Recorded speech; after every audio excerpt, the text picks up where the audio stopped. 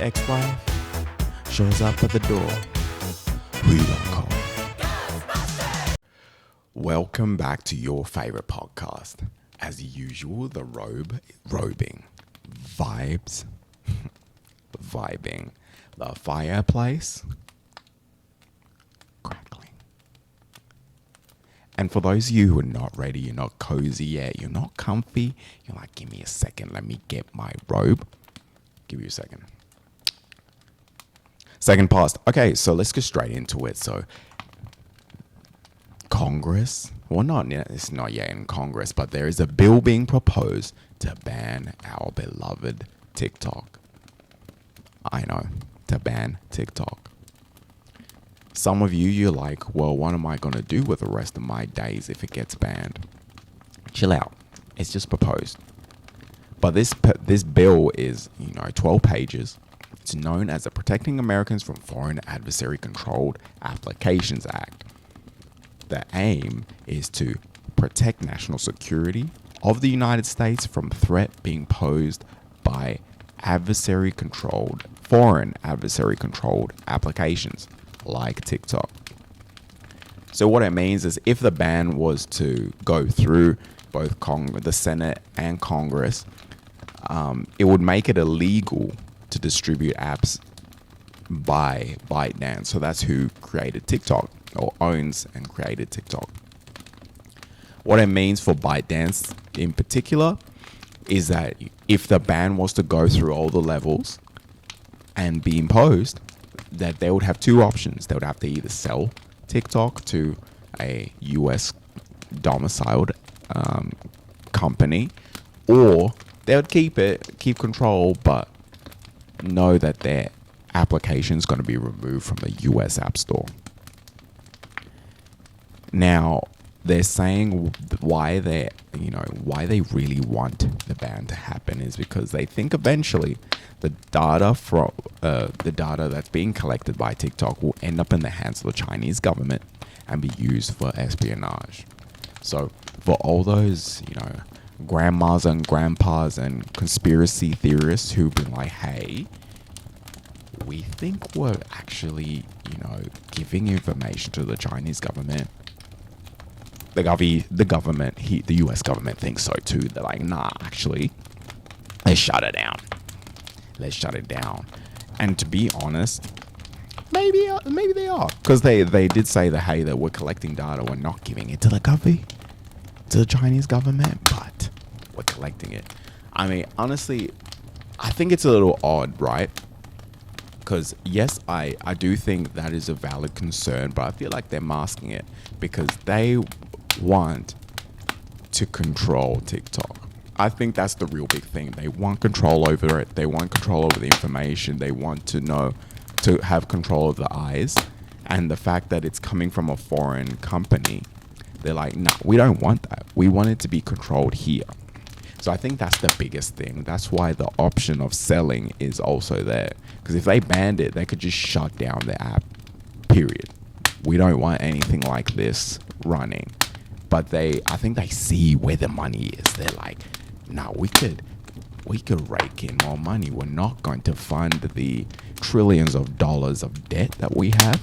We're going to line our pockets. I think that's what it is. Don't get me wrong. I think it's a valid opinion that they want, they don't want information going to the Chinese government or to foreign governments too. I believe that. I'm with that. But I also think it's a little shiesty what they're trying to do. It is what it is. Now, honestly, if TikTok was to get banned, I wouldn't be opposed. I mean, I would be. It takes up a lot of my idle time when I don't want to think for whatever reason. I just want to escape in the swipes. But you know what? It's only a quarter of the year in, and I'm sick of it. I'm already sick of it. Look, my feed has been messed up. Let me get into it and show you exactly what I mean. I want to be impressed is that they want. If you love Latinas, you need this app. You can meet See what I beautiful mean? Latinas in your area, and don't worry, you don't have to match or pay to message the girls. On top of that, all profiles are verified, so tap below Wait. and meet the Latina of your dreams on Hickey. Okay, maybe I should have been listening to this ad before, because that's not. It's not what we want. It's not what we want. On the actually, I changed my mind. We don't need to ban TikTok. They're the plug. Anyway, back into it. So last week we talked about my dear Manchester United. We talked about how we were expecting to at least get a point from the derby. Instead we got clapped. Not gonna lie, we got clapped. First half looked alright. Rashi scores a banger on his first touch. I'm like, oh, it's gonna be that kind of game. And then when there were two opportunities right after, the second one, you know, it was a bounce. He couldn't control that one. But the third one, when he's trying to smack it from 3 yards out, and all you have to do is finesse it into a spot, I was like, I don't think those are our chances. We don't create a whole lot of chances because for whatever reason we can't connect more than 3 passes anymore. And, you know, City dominated and eventually broke through. And when I say City was all over it, I mean Foden. Foden was cooking. He was cooking. He said he was cooking Lindelof on the right. He wasn't getting the end product that he wanted because we were pretty compact in the middle. So when Johnny Evans about died and he had to move Dalot to the left to compete with Foden because he's quicker, more, you know, physical, he would have shut it down. Pep said, "Oh, that's what you're gonna do? Let me put him on the other side against the kid you just brought up." And when he did, cooked him. Like first couple touches, boom, goal. Then he said, "Actually, let me float over to the right side because I have unfinished business." And what did he do? Floats back over, scores a banger, and says, "Thank you. Thank you for attending a City game." That's really what it was. It ended up being just, you know, us watching City at their devastating best. And I hate that. Now, for United, there's a lot of people saying, "Oh, that's it. I'm done with Ten Hag. I'm over it. You know, I want to move on. I want a new manager." Me personally, I don't think so. I feel like this whole team, we've never done a true clear out. So we've got 5 different managers, a player from each of the managers that we've had, minus David Moyes, that's still there and is sick. There's no other club that can say that from the last, when was it? From the last 8 years, they've got someone from each of the different managers that have been there. Even Chelsea, complete clear outs. So, I don't know. Anyway, we got Everton this weekend. We have to win this. We have to make sure. I don't think we're going to get top 4, but I think, you know, we can keep pressure. We can keep up with them. And I think we can finish top 6. I think finishing top 6 will be good, considering it's a 3rd place and a 6th place in 2 seasons. If this was last season and he did last season this season, everyone would be like, he's the GOAT. But it was just unfortunate. But anyway, that's what he's got to do. Now, speaking of subs, speaking of changes, speaking of decisions. Actually, this has nothing to do with that. You've been here long enough already, and you're thinking, I want to continue being cozy. I want to stay chatting with Cal. It's easy to do. If you're on YouTube, like, subscribe, and hit the notification bell so you'll never miss out on content. If you're not, and you're on any other podcasting platform, make sure you give me a thumbs up. You give me a 5-star review. That's all you need to give me. I know that you're cozy, you're comfy, you're loving it here, and I'm loving it too. With you and me. But we get back into it. The question of the week. Your ex shows up at the door and says, "I'm ready to give us another chance." How would you respond? Oh my gosh, that was loud. Now, the top responses, the first one here is like, "Fool me 25 times. That's on me." 25 times is crazy. But that reminds me of that that George Bush thing interview where There's an he's old like, saying in Tennessee, I know it's in Texas, probably in Tennessee, that says, "Fool me once, shame on you." If fool me, we can't get fooled again. and that's honestly, that's how I would feel. If that was my circumstance, my ex comes over, she's like, let's run that back. I'd say, fool me, can't get fooled again. And I'd hold it like that. So another person said, I thought you were cremated. That is crazy.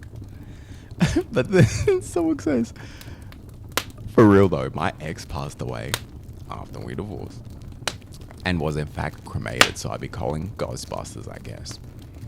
Then immediately someone hits them with the lyrics we are expecting. When you say, I'll be calling Ghostbusters, just imagine the song in the background. If your dead ex-wife shows up at the door, who you gonna call?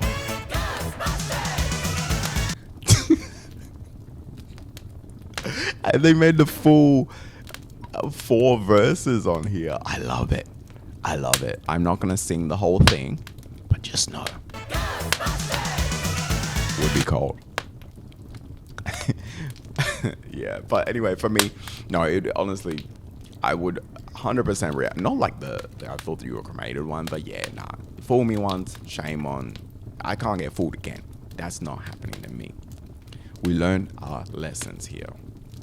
And just like us learning lessons, there's gonna be some big fights this weekend. At the time of this recording, the Ngannou vs AJ fight, Anthony Joshua fight would have been done, and my boy would have been victorious. And when I say my boy, who am I talking about? Francis Ngannou. I think he's gonna win. I don't think it's gonna be a knockout. It'd be crazy if it was, but I think he will win it. Nothing against Anthony, nothing against AJ. I just feel like Ngannou's gonna do it. You know, he should have gotten the decision against Fury, and they're gonna run it back if he wins. But even then, I don't know if Fury's gonna beat Usyk, to be honest. I think that's gonna be a tough fight. He's a small heavyweight, but he's got the technique. You know, he can slip slide, jib jab. That's what he does. Obviously, I'm not a boxer, but that's what he does. So yeah, time of this recording is probably going to be over, and we're going to be talking about how Ngannou is real bad man. Exactly. And then finally, there's a tantalizing card on 299, UFC 299 on Saturday or tonight. Headlined by Sean O'Malley versus Marlon Cheeto Vera. Just the card alone is crazy. I mean, I'll just give my quick predictions because we're getting ready to close, right? I'll start from the bottom of the main card. So Petr Yan versus Song Yadong. I don't know anything about Song Yadong, but everyone says he's got heavy hands. I still put Petr Yan up there. He was unfortunate to even lose to Sean O'Malley, so I'm putting him as the winner there. Gilbert Burns versus Jack Maddalena. You know, he's Australian. I love Gilbert Burns, but, you know, got to back the Aussie. So Jack has got it. MVP versus Kevin Holland. Kevin Holland is an interesting character, but MVP is more interesting. He's got the dub there. I think I'm going to say by second round, TKO. Confident in that decision. Then the co-main, Dustin the Diamond Poirier versus Benoit Saint-Denis. You like my friend Saint-Denis? Yeah, French. Anyway, I think that's going to be a tough one, but it's a 5-rounder, which kind of favors Poirier. He's been in a number of 5-round fights, but I don't think it's even going to go that far. If it does go past the second round, Poirier wins. But if it doesn't, Saint-Denis is going to win by submission. Then finally, the main event, Sugar Sean O'Malley. I should have had like my own little colored fro. but I don't have one, and we don't need one. Versus Marlon Cheeto Vera. Honestly, I'm conflicted because I think, in reality, I think Cheeto might win this one because he's just a dog. He's just a fighter for real. But I kind of hope Sean O'Malley wins. So at my heart, I'm saying Sean, but mentally, I'm saying Cheeto's gonna win. Yeah, it kind of puts me on the fence, but that is what it is. Anyway, let's go ahead and close things out with some big, in honor of all the fights. Let's end on some facts about boxing. First, in 1949, an official boxing match between a bear and a man was held. The bear won. Second, Archie Moore holds the record for the most knockouts. 131 of his 186 victories were knockouts. That's a deadly man. And finally, Muhammad Ali never refused an autograph. Never. And that's it. That's how we close. That's how we end. Thank you again for chatting with Cow. I know you enjoyed it and you're still cozy. You're like, no, why is this ending? There's more videos to come, and there's more that have come. Go ahead and rewatch. Stay cozy. And if you're not already subscribed and you got this far, subscribe. Subscribe. Stop being selfish. It doesn't cost you anything. Subscribe.